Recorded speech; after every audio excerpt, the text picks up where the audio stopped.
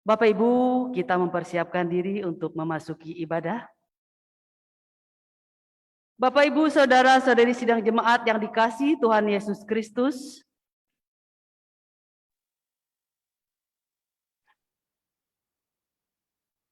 selamat pagi, salam sejahtera untuk kita sekalian. Salam.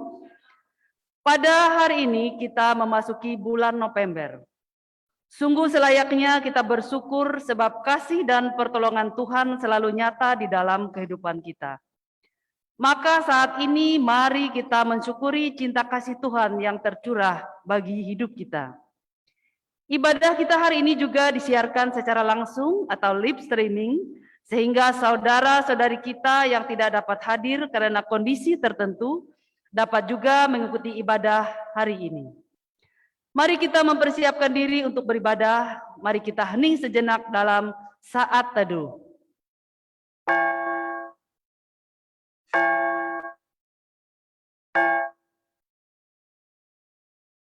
Jemaat kami undang untuk berdiri, kita menyanyi Kidung Jemaat nomor 3, bait yang pertama hingga bait yang kedua.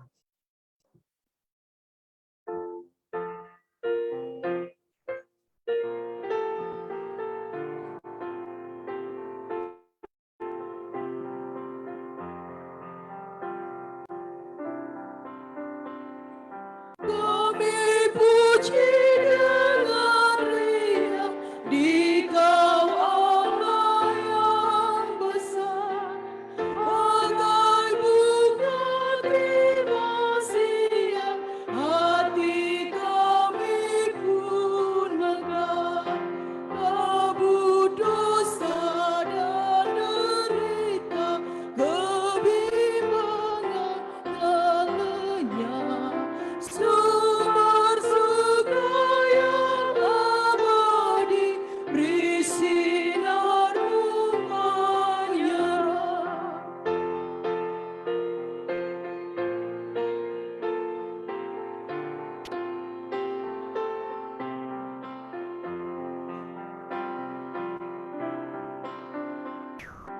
Kau memberi, Kau mengampuni, Kau limpahkan rahmat-Mu, sumber air hidup ria, lautan kasih dan restu, yang mau hidup dalam kasih, Kau jadikan milik-Mu, agar kami menyayangi, meneladan kasih-Mu.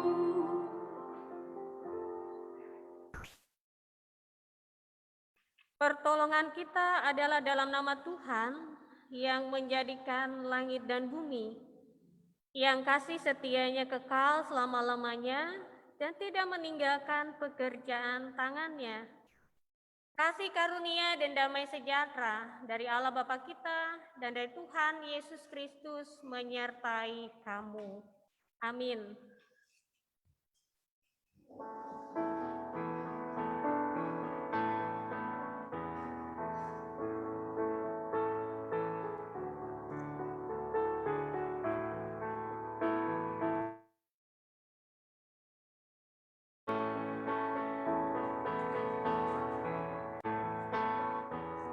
Ucap syukur pada Tuhan karena kita diselamatkan oleh-Nya. Senandungkan lagu baru, senandungkan lagu baru bagi-Nya.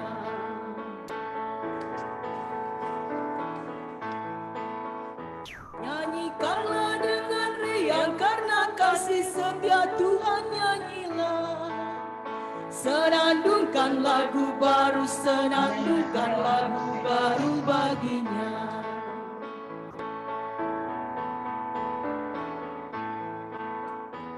Muliakan nama Tuhan karena kuasa abad, muliakanlah. Senandungkan lagu baru, senandungkan lagu baru bagi-Nya.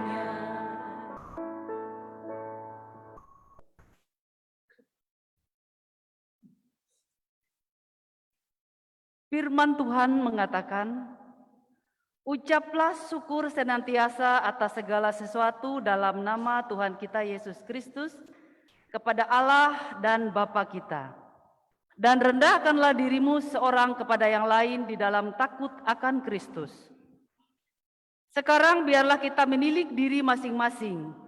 Apakah sungguh kasih dan hormat kita kepada Kristus membawa kita untuk mengasihi sesama kita? Sudahkah kita merendahkan hati kita, atau justru kita merendahkan sesama? Setelah kita merenungkan keadaan diri masing-masing, marilah kita mengakui dan memohon ampun dosa kita kepada Tuhan. Mari kita sama-sama berdoa untuk pengakuan dosa.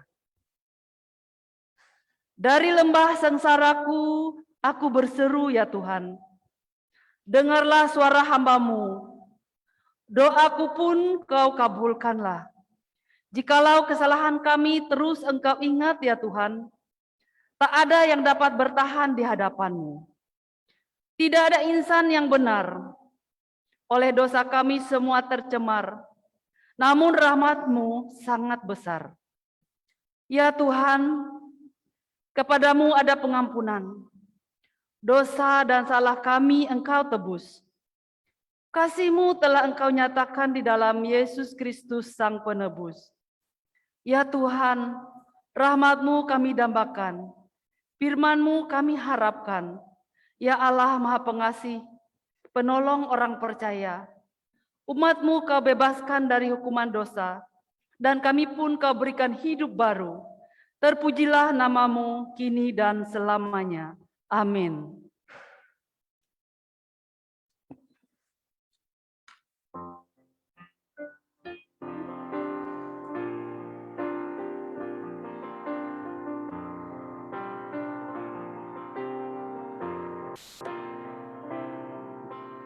Bila ku renung dosaku padamu Tuhan,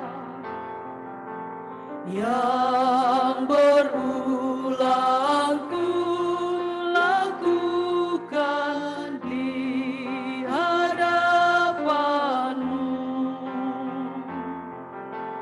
Kasih sayang-Mu, perlindungan-Ku di bawah naungan sayap-Mu, damai hatiku. Kasih sayang-Mu, pengharapanku, usapan kasih setia-Mu lalu ku rindu.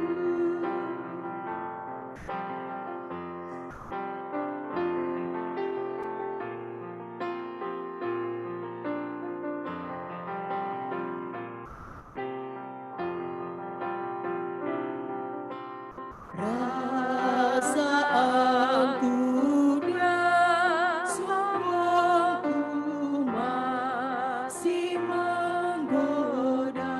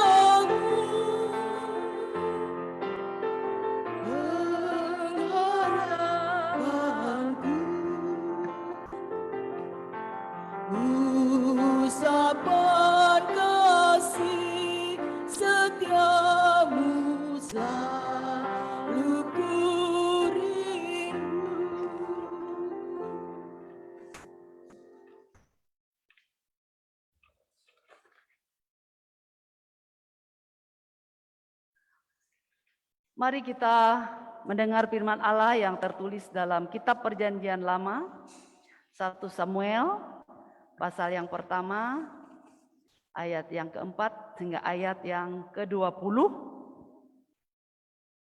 dengan perikop lahirnya Samuel.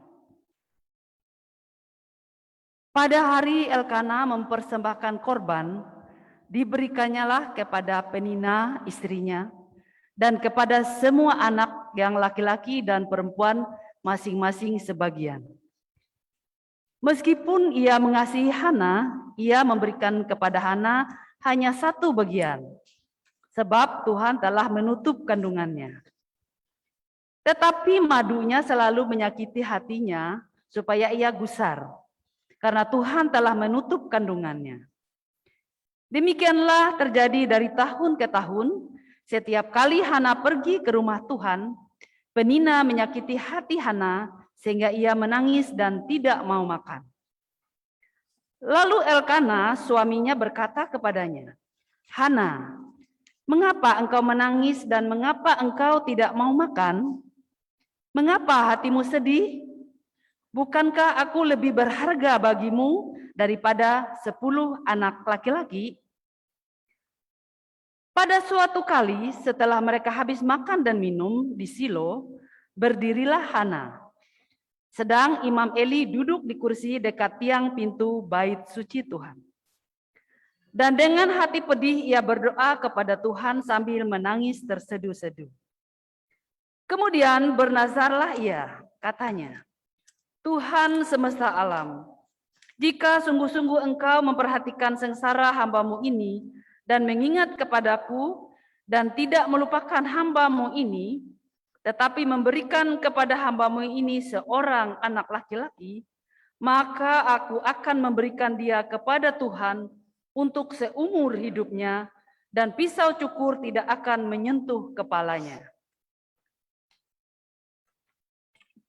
Ketika perempuan itu terus-menerus berdoa di hadapan Tuhan, maka Eli mengamat-amati mulut perempuan itu. Dan ketika Hana berkata-kata dalam hatinya dan hanya bibirnya saja bergerak-gerak, tetapi suaranya tidak kedengaran, maka Eli menyangka perempuan itu mabuk. Lalu kata Eli kepadanya, "Berapa lama lagi engkau berlaku sebagai orang mabuk?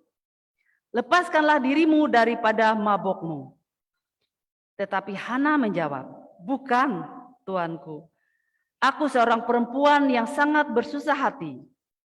Anggur ataupun minuman yang memabukkan tidak kuminum, melainkan aku mencurahkan isi hatiku di hadapan Tuhan.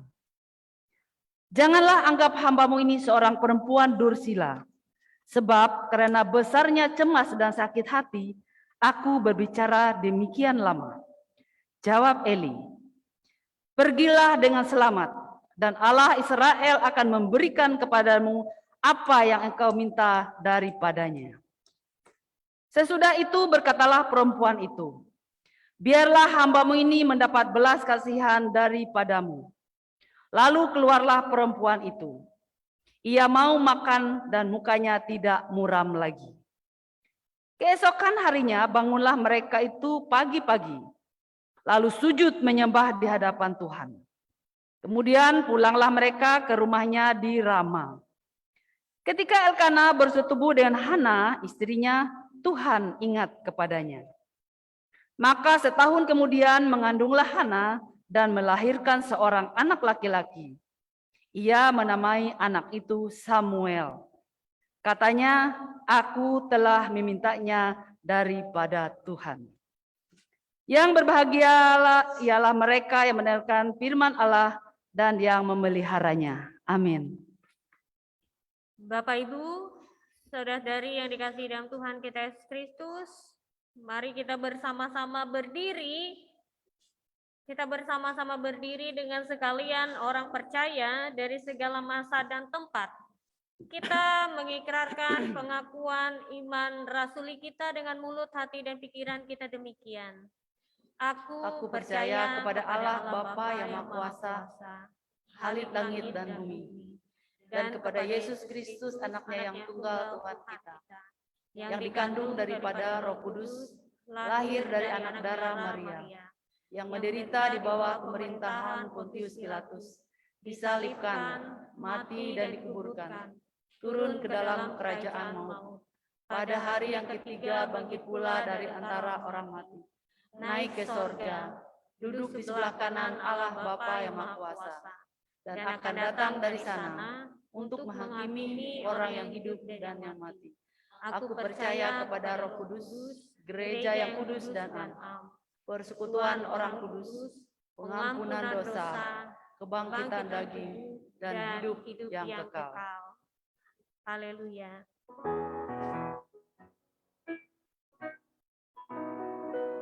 Haleluya, haleluya, haleluya.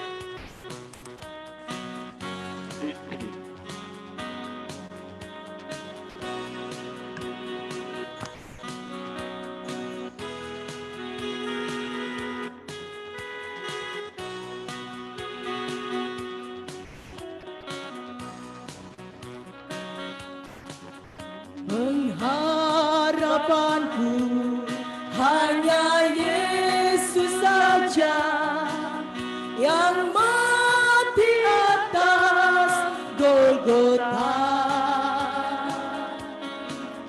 Dia gembala jiwaku yang sungguh. Yesus dia harapanku. Yesus harapan jiwaku. Yesus melepas dosaku. Dia pun selamat dan kesenanganku.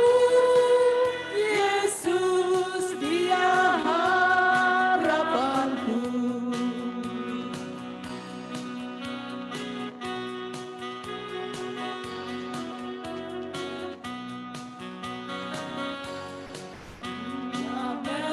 Membelaku dalam pencobaan, bebaskan dengan kuasa-Nya.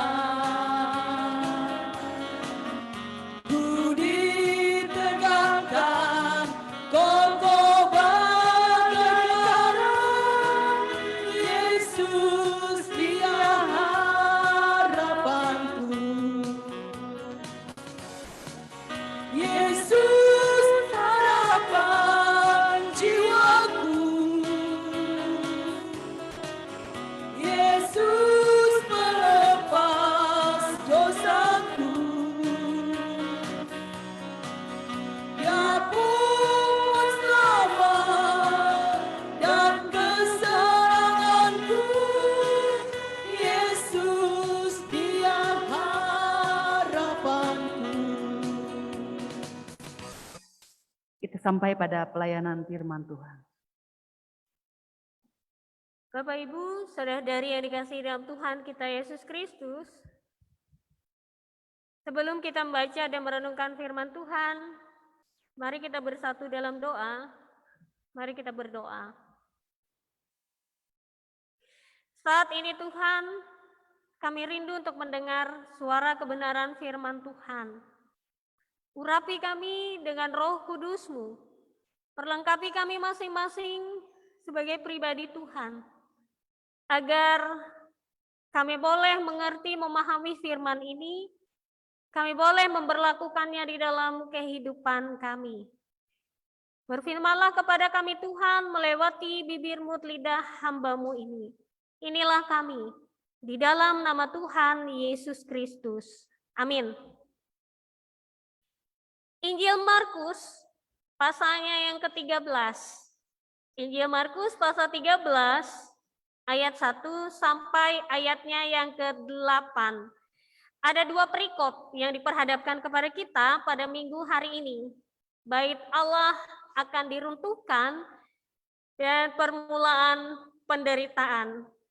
Kita baca teks ini secara litani.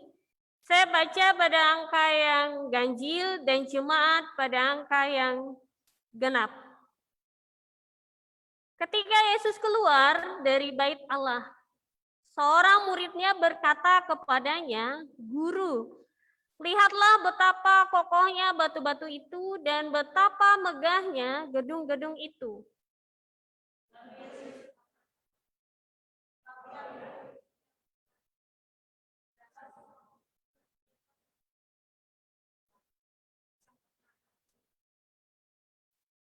Ketika Yesus duduk di atas bukit Zaitun, berhadapan dengan bait Allah, Petrus, Yakobus, Yohanes, dan Andreas bertanya sendirian kepadanya,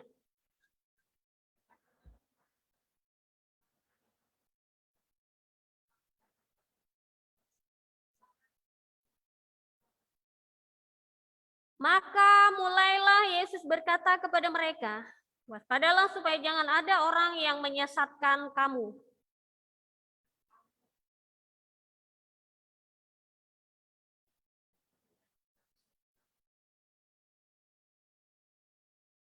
Dan apabila kamu mendengar deru perang atau kabar-kabar tentang perang, janganlah kamu gelisah. Semuanya itu harus terjadi, tetapi itu belum kesudahannya.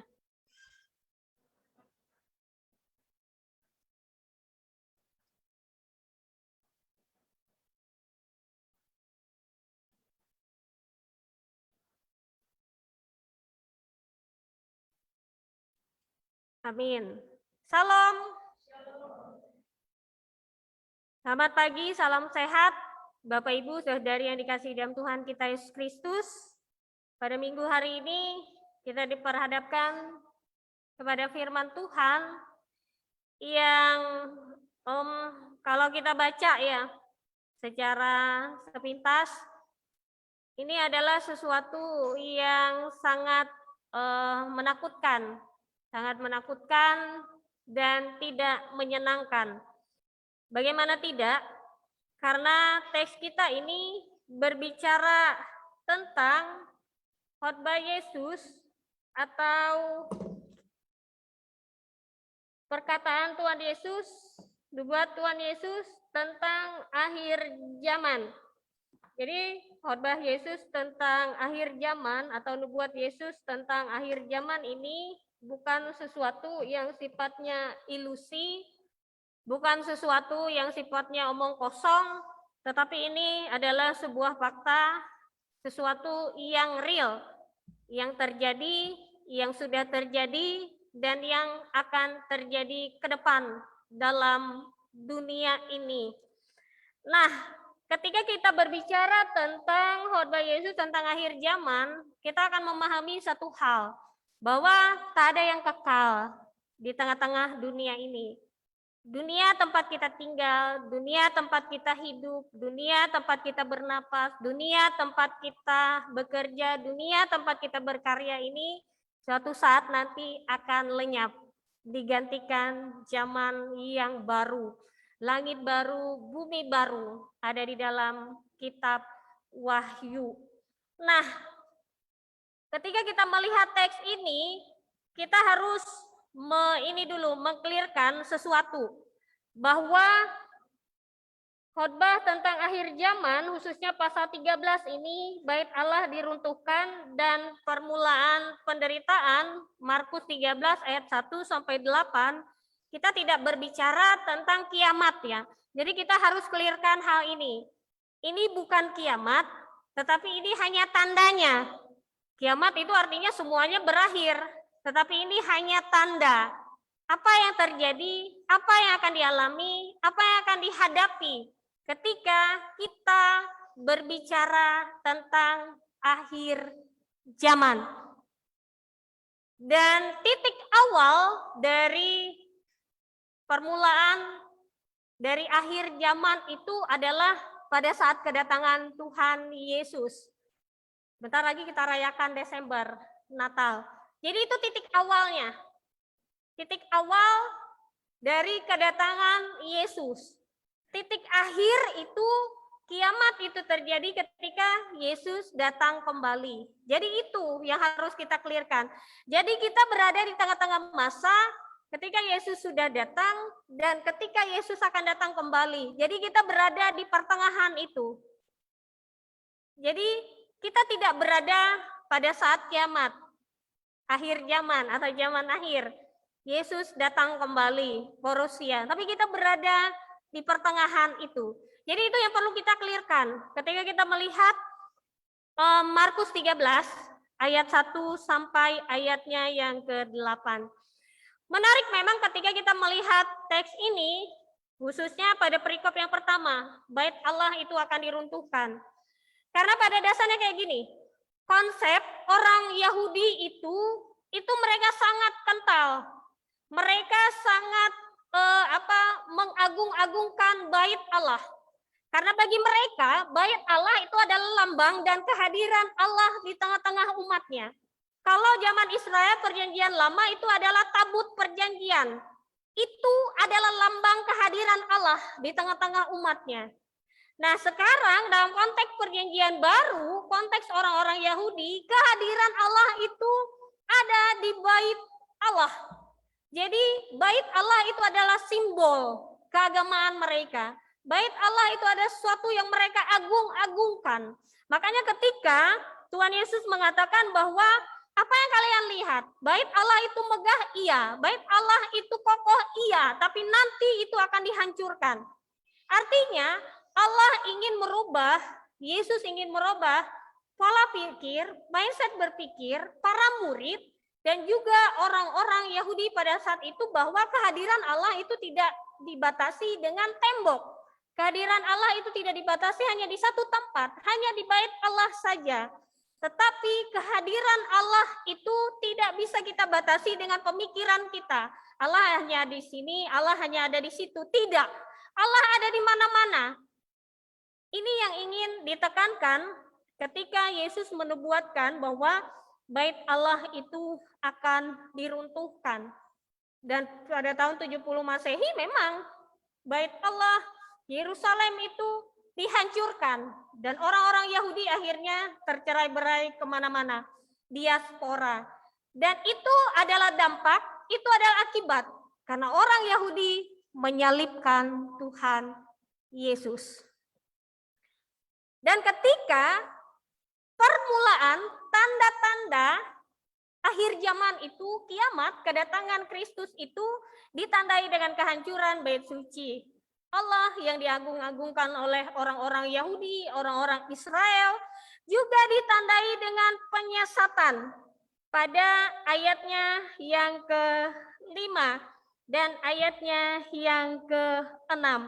Waspada supaya jangan ada orang yang menyesatkan kamu. Dan penyesatan itu tidak hanya pada zaman kita sekarang, tetapi pada zaman Tuhan Yesus dulu pun penyesatan itu juga terjadi. Penyesatan yang dilakukan tidak hanya pada zaman kita, tetapi pada zaman dahulu pun, zaman rasul-rasul, zaman Tuhan Yesus pun ada penyesat. Dan penyesatan itu tentunya timbul dari kuasa kegelapan yang selalu tarik-menarik dengan kuasa Kristus. Artinya di sini kita melihat bahwa pada posisi kita yang berada di tengah ini antara kedatangan Kristus dan Kristus datang kembali nanti, kita tidak akan lepas dari yang namanya penyesatan, dari yang namanya penderitaan, deru perang, gempa bumi, kelaparan, Itu merupakan permulaan penderitaan menjelang zaman baru pada ayatnya yang ke-8. Dan memang penderitaan yang sangat hebat, sangat luar biasa itu memang menjelang detik-detik kedatangan Kristus kembali nanti. Ada perang antara kuasa kegelapan dan kuasa Tuhan, di mana orang-orang yang masih hidup pada zaman itu akan sangat menderita. Nah, ini yang bisa kita katakan yang antikristus itu 666. Tanda 666. Jadi kalau sekarang dikatakan tanda 666 itu muncul vaksin, nah itu enggak. Vaksin itu enggak ada hubungannya dengan triple 666. Tanda antikristus enggak ada. Kalau kita vaksin, kita kehilangan keselamatan enggak. Kalau kita vaksin, kita enggak percaya dan Tuhan Yesus enggak. Bukan. Triple 66 itu bukan vaksin. Itu nanti akan datang, tetapi enggak sekarang. Jadi kita memang harus berhati-hati tentang sesuatu ajaran, tentang sesuatu hal yang diambil dari realitas sosial yang kemudian dihubungkan dengan Alkitab, dihubungkan dengan firman Tuhan. Itu enggak bisa. Karena konteksnya beda. Karena situasinya beda. Makanya ini yang saya katakan bahwa hati-hati dengan ajaran. Hati-hati dengan segala sesuatu yang berbau teologi, yang berbau pengajaran, tetapi itu sebenarnya tidak sesuai dengan firman Tuhan. Karena kadang firman Tuhan ini bisa diputar balikan oleh orang lain. Fakta itu bisa diputar balikan. Mencari pembenaran dari Alkitab, ternyata itu bukan konteksnya. Mencari pembenaran dari Alkitab, itu bukan tujuannya. Jadi waspada dan berhati-hati terhadap penyesatan itu penting. Baik dari segi ajaran, baik itu dari segi hiburan, atau apapun yang bisa membuat kita tersesat, yang bisa membuat kita jauh daripada Tuhan. Tinggalkan Tuhan. Tidak hanya orang yang berkata, ini aku Tuhan, di sana ada Tuhan, di situ ada Tuhan. Enggak. Tetapi ketika orang itu membawa sesuatu itu membawa kita kepada ketidakbenaran, kepada hal yang tidak sesuai dengan firman Tuhan, kita jatuh pada penyesatan. Nah, ketika kita berbicara tentang bait Allah diruntuhkan, kita berbicara tentang fokus hidup kita. Fokus hidup kita itu bukan kepada hal-hal yang sifatnya simbol. Bukan hal-hal yang sifatnya simbol ya, gedung gereja dan lain sebagainya. Tetapi fokus hidup kita itu hanya kepada Tuhan. Gereja ini kalau terbakar habis. Apa yang kita andalkan? Nggak ada. Tapi Tuhan tetap ada. Dulu, kini, sekarang, selamanya.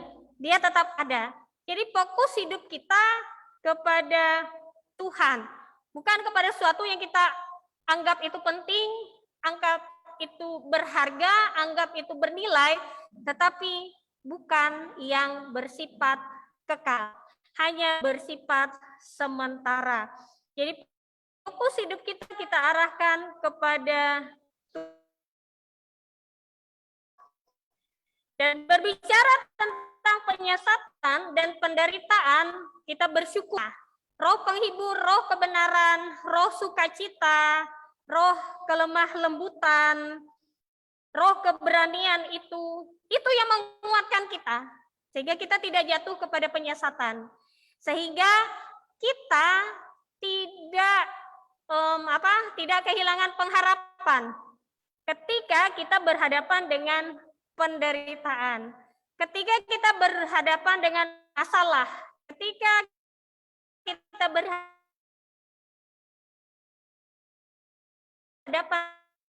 dengan pergumulan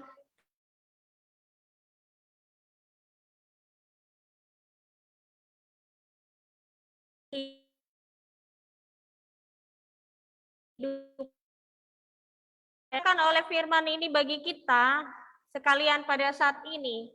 Yang pertama adalah penderitaan itu ada sesuatu yang real. Kita nggak bisa menghilangkan itu. Kita nggak bisa menghindari itu. Karena penderitaan itu bagian dari realitas kehidupan kita di tengah-tengah dunia ini. Sama seperti apa yang dihadapi oleh Hana di dalam nas bacaan tadi, dia sangat menderita, dia sangat sengsara. Karena Penina, istri kedua daripada Elkana ini selalu menindas dia, selalu mencemooh dia karena dia mandul, nggak punya anak. Sedangkan dia punya anak. Jadi karena dia punya anak, Penina ini menindas si Hana. Dia mungkin menyindir, dia mungkin menyakiti hati Hana. Kamu mandul, kamu dikutuk Tuhan. Kamu seperti ini, seperti ini, seperti itu. Sakit hatilah pasti si Hana. Tapi walaupun dia sakit hati, dia enggak bunuh si Penina, enggak. Dia enggak balas si Penina, ngumpat juga cakar apa, enggak. Tapi dia datang ke bait Allah. Dia datang ke bait Allah, dia bergumul di situ. Dia mencurahkan isi hatinya kepada Tuhan. Dan Tuhan memang menjawab akhirnya. Dia diberikan seorang anak laki-laki yang dinamai Samuel. Dan dia serahkan untuk menjadi nasir Tuhan. Atau untuk menjadi pelayan Tuhan. Nah, kita melihat di sini ketika kita berbicara tentang penderitaan, ketika kita berbicara tentang pergumulan kita menjelang zaman akhir ini, kita berbicara tentang bagaimana kita menghadapi dan menyikapi penderitaan yang kita alami dan kita rasakan dalam hidup kita. Apakah kita menyerah? Apakah kita marah kepada Tuhan? Apakah kita bersungut-sungut kepada Tuhan?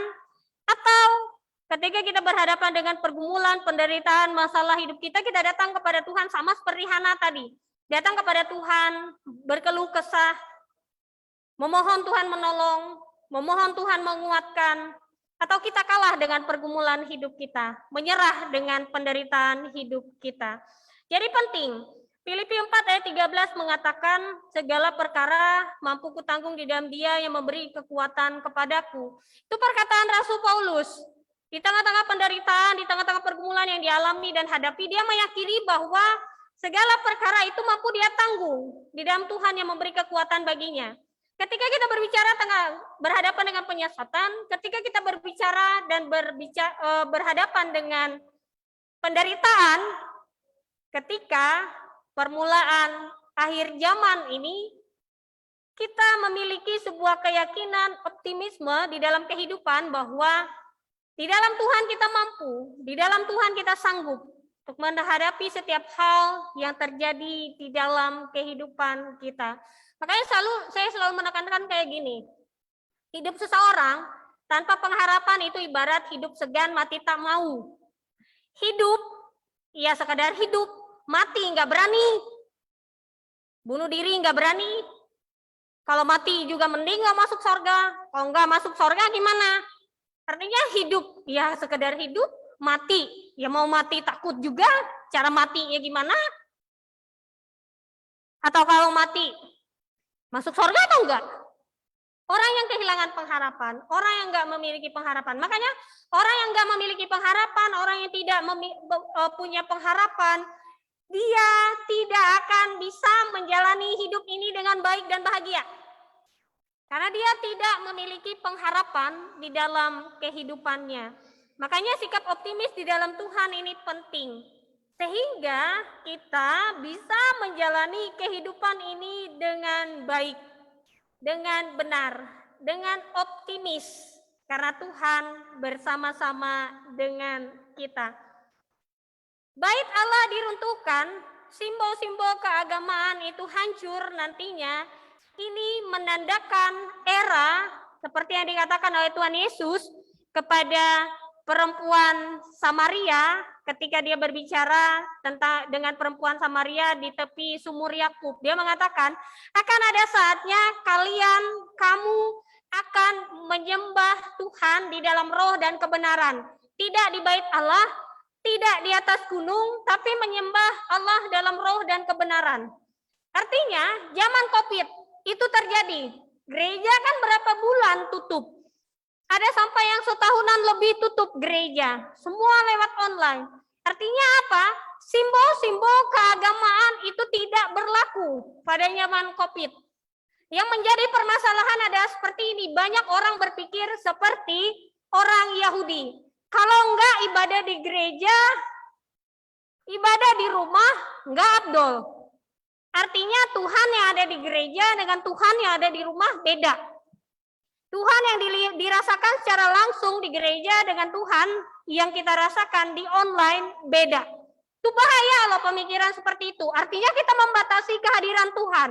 Kalau di gereja Tuhan hadir penuh, kalau di rumah nggak penuh. Kalau di gereja berarti Tuhan memberkati full. Kalau di rumah hanya separoh, bahaya.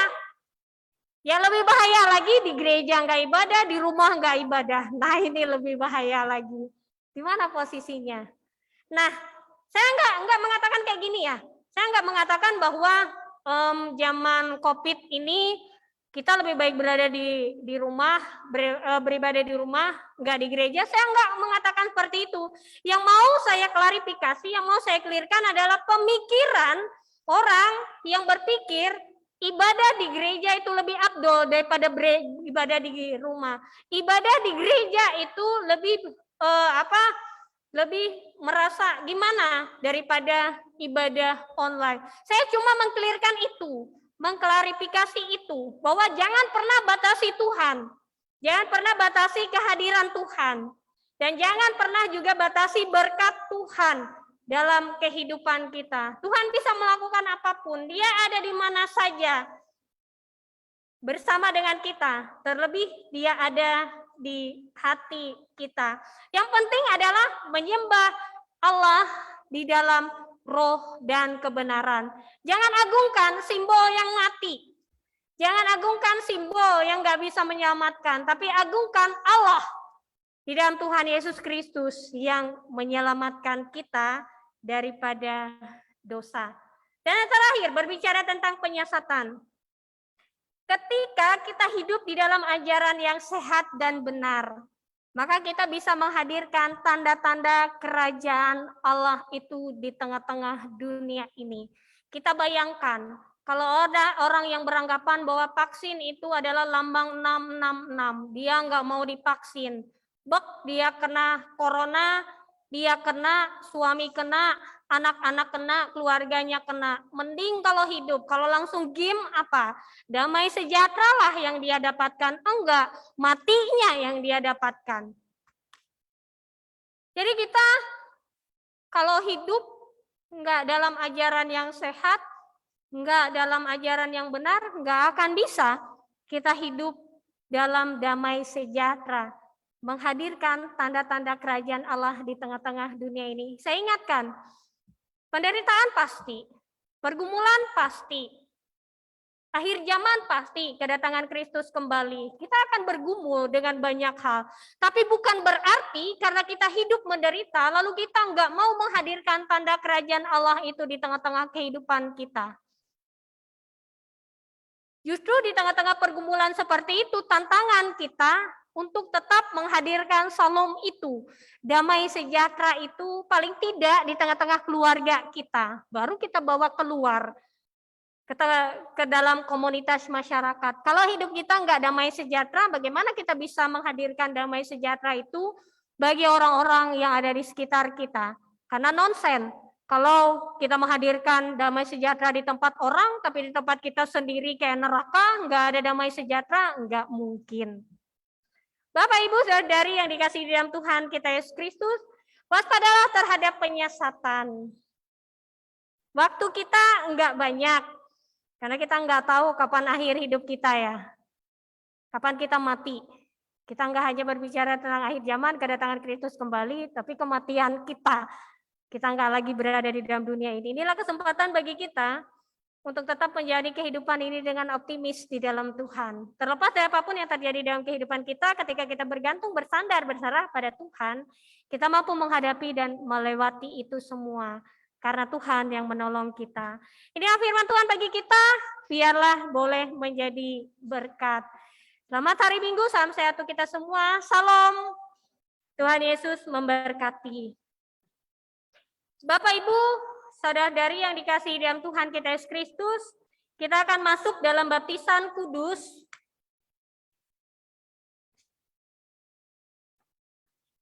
Untuk itu, saya undang bagi Bapak, Ibu, dan saksi untuk membawa anak terkasih yang akan menerima baptisan kudus. Sementara itu kita memuji Tuhan. 389 Kidung Jemaat, kita nyanyikan bait 1 dan baitnya yang kedua.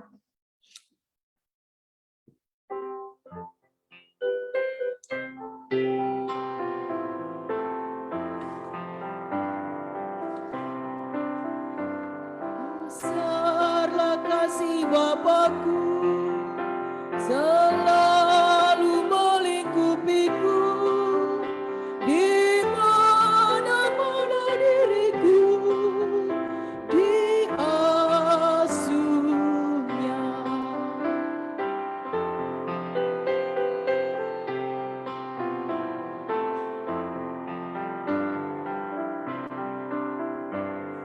Betapa kasihnya besar, tak usah hatiku gentar, ku berbahagia benar diasuhnya.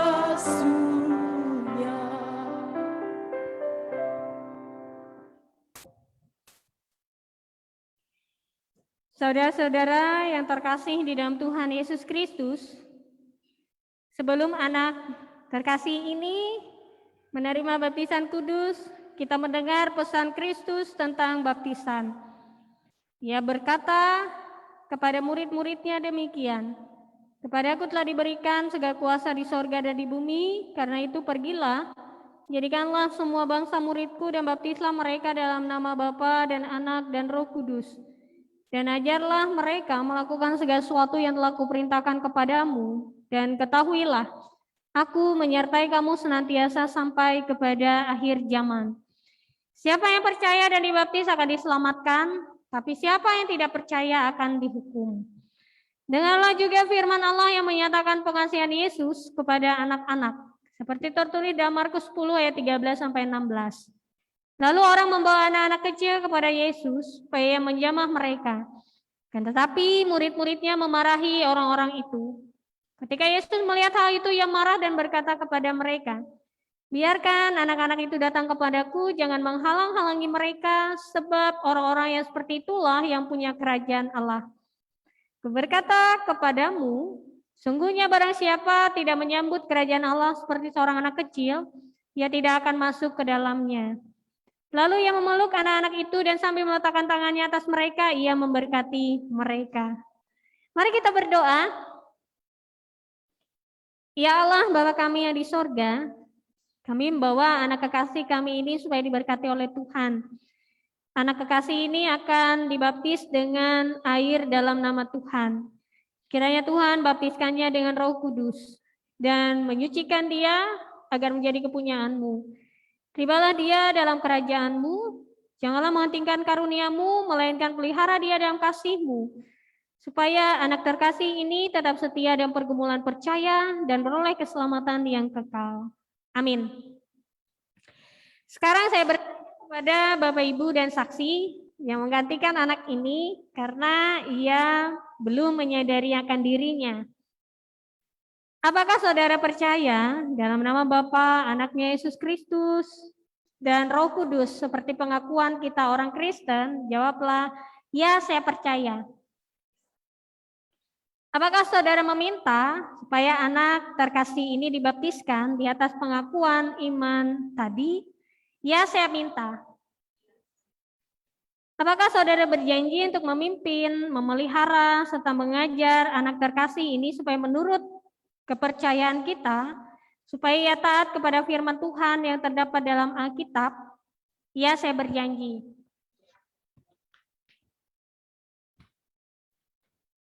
Bawalah anak ini supaya diserahkan kepada Allah dalam baptisan kudus.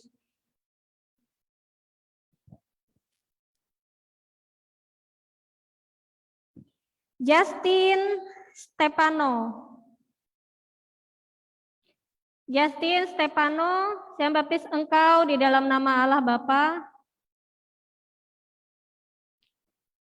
dalam nama anaknya Tuhan Yesus Kristus,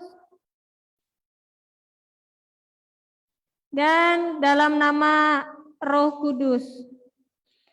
Allah yang pohon Kristus telah memanggil engkau, kiranya memelihara, menguatkan, dan menyucikan saudara oleh rahmat-Nya. Amin. Kepada Bapak, Ibu, dan saksi, dinasehati supaya saudara jangan melupakan perjanjian saudara yang saudara ucapkan di hadapan Tuhan dan jemaat-Nya. Pimpinlah anak saudara dengan pengajaran dan nasihat dari Tuhan. Berilah ia teladan yang baik.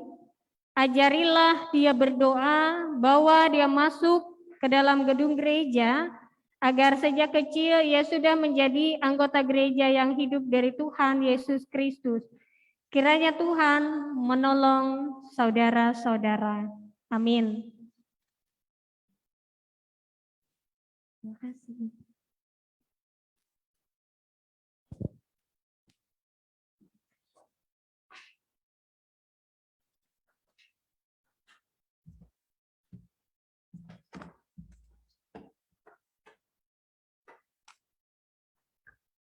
Bapak, Ibu, saudari yang dikasihi Tuhan, mari kita bersatu dalam doa. Kita akan naikkan doa syafaat kita sekaligus untuk doa persembahan yang sudah dan yang akan kita berikan. Kita berdoa. Kami bersyukur dan berterima kasih Tuhan, firman-Mu mengingatkan kami untuk tidak terlena dengan sesuatu yang fana, sesuatu yang tidak kekal, tapi menaruh fokus kami hanya kepada Tuhan dan mewaspadai adanya penyesatan yang terjadi, sehingga kami tidak jatuh dalam penyesatan, tapi kami hidup dalam ajaran yang sehat dan benar untuk menghadirkan shalom itu di tengah-tengah dunia ini. Merdaikan firman ini dalam loh hati kami masing-masing Tuhan, sehingga kami terus hidup. Saat ini dalam kebersamaan kami Tuhan, dalam ibadah minggu pada saat ini, kami yang akan dan yang sudah menyerahkan persembahan syukur kami. Terima kasih kami sudah dan yang akan memberi dengan tulus hati dan sukarela. Tuhan berkenan berkati persembahan syukur kami, sehingga boleh dipergunakan dengan bijaksana untuk kemajuan pelayanan di tengah-tengah umat-Mu, jemaat GKI Tunjung Nyahu di tempat ini secara khusus Tuhan. Sehingga nama Tuhan senantiasa dipermuliakan. Kami pada saat ini mau menaikkan syafaat kami kayak berdoa buat saudara-saudara kami yang sakit, secara khusus buat Bapak Tri Setio Bakti dan Bapak Karli Sawal yang saat ini dirawat di Rumah Sakit Doris Silvanus Palangkaraya. Pun juga saudara-saudara kami yang lain yang dalam kondisi sakit yang tidak dapat kami sebutkan satu demi satu. Tuhan hadir, Tuhan memberkati segala proses pengobatan sehingga mereka boleh pulih, boleh sembuh, dan boleh menjalankan aktivitas di dalam pertolongan kasih setia Tuhan. Saudara kami yang berduka cita, Tuhan hibur dan kuatkan. Yang berbeban berat, yang bergumul dengan berbagai macam penderitaan dan masalah dalam hidupnya. Tuhan beri kesabaran, Tuhan beri kelegaan, Tuhan beri kekuatan untuk menanggung dan menghadapi segala sesuatunya. Kami juga mengingat orang tua kami yang sudah dalam masa lanjut usia, yang janda, yang duda, yang terlantar, yang jompo, yang dipenjara, yang dianggap hina oleh sesamanya manusia. Saya percaya Tuhan memberkati, memelihara hidup mereka. Ada tanggung jawab kami Tuhan sebagai umat-umat Tuhan untuk menolong, membantu mereka, melayani mereka sesuai dengan porsi dan kemampuan kami masing-masing. Secara khusus juga kami ingin mendoakan bangsa dan negara kami Indonesia tercinta, para pemimpin kami beri hikmat, agar mereka boleh membawa bangsa dan negara ini keluar dari krisis yang saat ini sedang kami alami dan hadapi. Kami juga berdoa Tuhan buat anak kekasih kami yang sudah menerima baptisan kudus tadi, orang tua dan para saksi. Tuhan menyertai, Tuhan memberkati, melingkupi, jaga, topang, kawal mereka, sehingga dalam perjalanan kehidupan mereka senantiasa setia mengandalkan Tuhan dan boleh melaksanakan apa yang dijanjikan di hadapan Tuhan, khususnya bagi orang tua dan saksi, mendidik, membimbing, mengasuh, mengajarkan yang terbaik dalam segala hal apapun untuk kebaikan daripada anak terkasih Justin yang sudah dibawa dalam baptisan kudus. Begitu juga Tuhan secara khusus kami mendoakan umat-umat Tuhan yang beribadah di rumah secara mandiri melewati aplikasi YouTube, Facebook, Zoom, dan yang ada di gedung gereja pada saat ini. Berkati kami semua masing-masing Tuhan, pribadi lepas pribadi, keluarga lepas keluarga. Kesehatan, kekuatan, keselamatan, sukacita, iman, pengharapan yang kuat kokoh teguh di dalam Tuhan. Tuhan terus perlengkapi, curahkan, dan nyatakan di dalam kehidupan kami. Anak-anak kami Tuhan yang menuntut ilmu baik yang jauh maupun dekat dengan orang tua, Tuhan menyertai memberkati mereka, memberikan kepintaran, kecerdasan, sehingga boleh menuntut ilmu dengan baik. Yang mencari pekerjaan, Tuhan tolong campur tangan bagi mereka. Engkau yang boleh membuka jalan, sehingga anak-anak Tuhan yang mencari pekerjaan bisa menemukan pekerjaan yang tetap, yang sesuai dengan kemampuan yang mereka miliki, sehingga mereka boleh mengembangkan ilmunya dan nama Tuhan senantiasa dipermuliakan. Bapa, kami pertaruhkan seluruh keberadaan kehidupan kami, harapan, impian, cita-cita, masa depan, bahkan pergumulan hidup ini hanya ke dalam kuasa tangan-Mu. Ini doa kami Bapa, kehendak-Mu lah yang jadi. Kami alaskan doa ini dalam satu nama yang berkuasa, Tuhan kami Yesus Kristus, yang mengajar kami satu dalam doa. Bapa kami yang di sorga, dikuduskanlah nama-Mu, datanglah kerajaan-Mu, jadilah kehendak-Mu di bumi seperti di sorga. Berikanlah kami pada hari ini makanan kami yang secukupnya, dan ampunilah kami akan kesalahan kami, seperti kami juga mengampuni orang bersalah pada kami. Dan janganlah membawa kami ke dalam pencobaan, tapi lepaskanlah kami daripada yang jahat.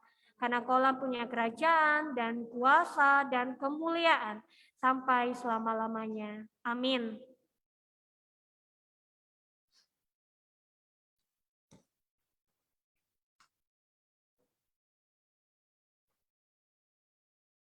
Warta jemaat tambahan, ucapan selamat kepada keluarga Bapak Sugianto dan Ibu Nancy atas telah dibaptisnya putra terkasih mereka pagi hari ini. Ucapan terima kasih juga kepada Ibu Pendeta Pina Pembriani atas pelayanan dan penetua diakon serta petugas protokol kesehatan yang telah melayani dalam ibadah minggu hari ini baik di gereja ataupun melalui aplikasi Zoom yang dibantu oleh Bapak Herson B. Aden dengan memfasilitasi pelayanan dalam aplikasi Zoom. Ucapan terima kasih juga kepada pemandu lagu, pemain musik, operator LCD, dan operator sound system. Tuhan Yesus memberkati pelayanan kita semua. Jumlah warga jemaat yang mengikuti ibadah hari Minggu tanggal 7 November tercatat di Gereja Manaim sebanyak 123 orang, melalui via Zoom di rumah sebanyak 38 partisipan, melalui Facebook sebanyak 14 orang, melalui YouTube sebanyak 17 orang. Tuhan Yesus memberkati kita semua, demikian warta jemaat tambahan. Bapak, Ibu, saudari yang dikasih Tuhan, saya undang untuk berdiri. Kita akan mengakhiri ibadah kita dengan menerima berkat Tuhan. Kita mengarahkan hati dan pikiran kita menerima berkat memberi Engkau kasih karunia. Tuhan menghadapkan wajahnya kepadamu dan memberi Engkau damai sejahtera.